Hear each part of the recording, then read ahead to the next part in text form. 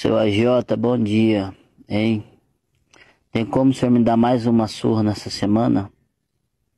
O senhor já me surrou semana passada, tô dolorido até agora. O senhor me dá uma surra na semana de novo porque eu não consegui o dinheiro. Tentei falar com o patrão e eu já tô devendo pro 13º, férias. Os amigos lá do serviço, ninguém quer me prestar. Meus parentes, minha família, ninguém quer. Porque eu já tô queimado na praça. E aí o jeito é o senhor me surrar de novo. Não tem o que fazer não.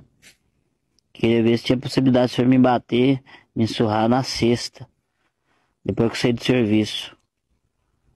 Aí o senhor me surra, tá? Que aí eu fico no sábado, o patrão falou que não vai funcionar a empresa, né? E aí eu fico de repouso no sábado e no domingo, na salmoura, passando gelo, né? Com gelo, compresso, né? Queria ver com o senhor essa possibilidade, que o dinheiro infelizmente não consegui.